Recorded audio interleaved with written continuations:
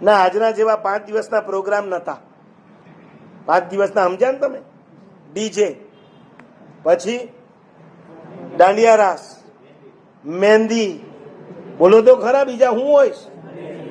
હે, હલ્દી, રાજસ્થાની કી હલ્દી ઓર ગુજરાતી કી મહેંદી, પછી સંગીત સંધ્યા. આહા, 5 દાડા તો પૂરા થઈ ગયા. અષ્ટમી કા રાખો છો હવે? હા, 6થો દાડો લગ્નનો, 7મો દાડો રિસેપ્શન, અને 8મા દાડે હનીમૂન ઉપડવા જાય એ બધા એરપોર્ટ સુધી મૂકવા જાય. અમે ચોમાસું પૂરું કરીને અમને વળાવવા આવો ને, અને હમણાં નવું ચાલ્યું છે. હમણાં એટલે અમને હમણાં ખબર પડી છે. અમને બધી બહુ મોડી ખબર પડતી હોય છે. Pre marriage photo shooting. રૂપિયા કેમ વાપરવા એ ગુજરાતી પાસે શીખો. પુણ્યના ઉદયથી મળેલા રૂપિયાને પાપની અંદર કેમ વાપરવા એ અમારા જૈનો પાસે શીખો. મળેલા રૂપિયામાંથી સુકૃત કરવાનું મન ન થાય, મળેલા રૂપિયાને કઈ રીતના પાણીની જેમ વાપરવા એના રસ્તાઓ શોધી લીધા. 50 વર્ષ પહેલા તમારા મા બાપના લગ્ન થયા હતા. જો ઘરે હોય તો પૂછજો, कितने दिन का कार्यक्रम किया था? 5 दिन का, 8 दिन का? कुछ नहीं, कोई कार्यक्रमो नता. આ સગાઈ, આ લગન, આ બેટા જયંતિભાઈ કેટલા વર્ષ થયા? ઉંમર કેટલી થઈ? 81. લગનના કેટલા વર્ષ થયા? હવે એ યાદ નહીં આવે. બોલો, એટલા વર્ષ થઈ ગયા. લગન ભૂલી ગયા છે. લગન તો કર્યા હતા ને. હા, એ ભૂલાઈ જાય. એટલા ધર્મની અંદર ઓતપ્રોત થઈ જાય કે દિવસના 24 કલાકમાંથી 12 કલાક અપાશ્રયમાં રહેતા હોય. આ આપણા મા બાપ છે. આપણા મા બાપોએ આ કામ કર્યા હતા.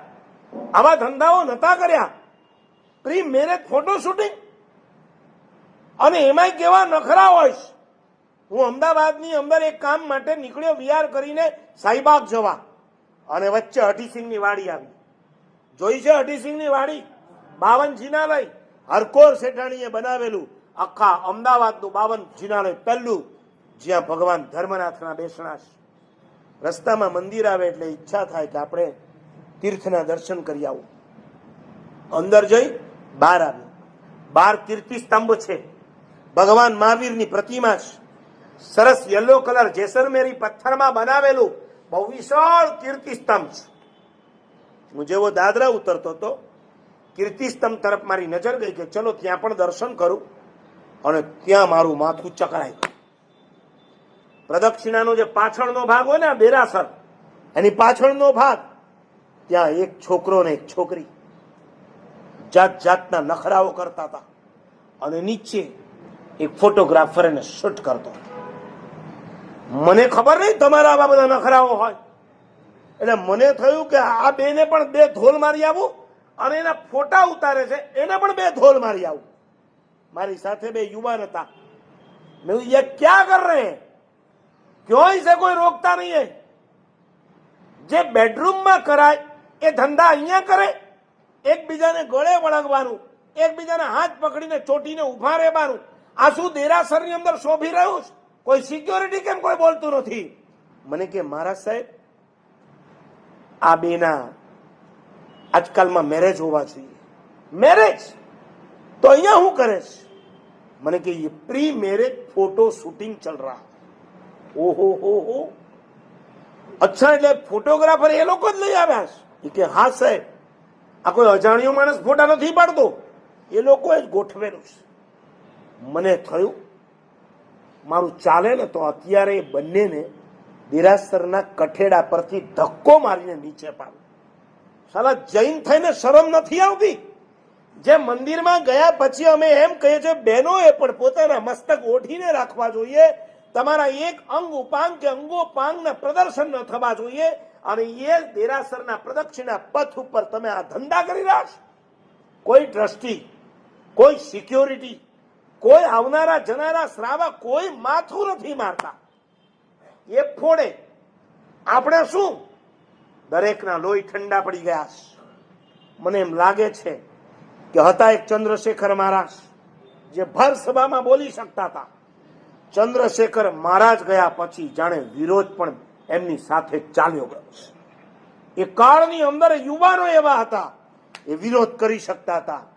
હવે કોઈ માયનો લાલ નથી કે જે ખુલ્લેઆમ વિરોધ કરી શકે, કહી શકે મારી કેટલીક મર્યાદા હોય, હું તમતમી ગયો હતો પણ મારી મર્યાદા હોય, કોઈ છોકરી ત્યાં ઊભી હોય ત્યાં જઈને બોલવું એ મારા માટે વ્યાજબી ના કહેવાય. આંખ બંધ કરીને મારે પણ નીકળી જવું પડ્યું, હું પણ ના બોલી શકું. કમસે કમ ધર્મસ્થાનોને મત અભડાવો. તમારા પાપ ક્ષેત્રમાં તમે જાણો, પણ આવું સરસ મજાનું શિલ્પ સ્થાપત્ય મળી જાય, ફોટા પડાવવાના, ગિરનાર જઈને સેલ્ફીઓ લેવાની, પાલીતાણાઓમાં જઈને તમારે આવી સેલ્ફીઓ, જેસલમેરમાં જઈને, રાણકપુરમાં જઈને શું કરવાનું છે આ બધાને? તમારે તમે હસબન્ડ અને વાઈફ રાણકપુરના થાંભલા પાસે ઉભા રહીને ફોટા પડાવો. તમે કેટલા પાપ બાંધો છો. આવનારા ભવોની અંદર તમને પરમાત્મા નહીં મળે, તમને ઘોર મિથ્યાત્વ બંધાશે. પરમાત્માની પૂજા તો નહીં, પ્રભુના દર્શન તો નહીં, પરમાત્માના શાસનમાં જન્મ પણ નહીં મળે. કેટલી મર્યાદાઓ! ચૈત્યવંદન ભાષ્ય ભણ્યા છો ખરા? ચૈત્યવંદન ભાષ્ય જાવંતી અને જાવંત વખતે બહેનોને હાથ ઊંચા કરવાની મનાઈ કરી છે. આટલી મર્યાદા જે પ્રભુના શાસનમાં છે, એ જ પ્રભુના મંદિરમાં ફોટો શૂટિંગ. બહેનો આજે નક્કી કરી નાખો કે અમે હસબન્ડ વાઈફ સાથે દેરાસરમાં જશું, સાથે અભિષેક ન કરાય, સાથે ચૈત્યવંદન ના કરાય, ન આવડતું હોય તો જોઈને કરે, આગળ એ બેસે, પાછળ તમારાથી બેસાય. આ બધી મર્યાદાઓ બતાવી છે કે નથી બતાવી?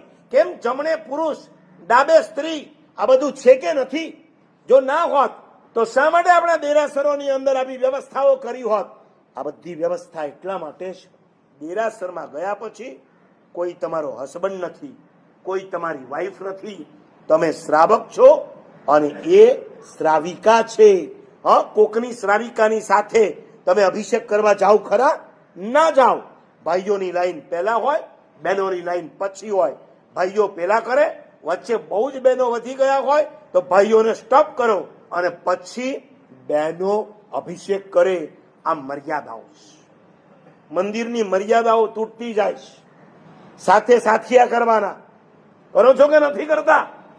જાત્રા કરવા જાઓ ત્યારે સિંગલમાં જાત્રા કરવા ગયા હો, ગ્રુપમાં, કપલમાં, ત્યારે કોણ કરાવે? અમારા ભાઈઓને ચૈત્યવંદન આવડતું ના હોય એટલે બહેનો બધું કરાવે. ખપે ખરું? બહેનોનો ચૈત્યવંદન તમને ખપે? બહેનોનું સામાયિક ખપે? બહેનોએ કરાવેલા પ્રતિક્રમણ તમને ખપે? ના ખપે. પણ મારા સાહેબ આપણને આવડતું તો શીખો. આ બાનું ના ચાલે. એના માટે આપણી મર્યાદા તોડી ન નાખવાની હોય.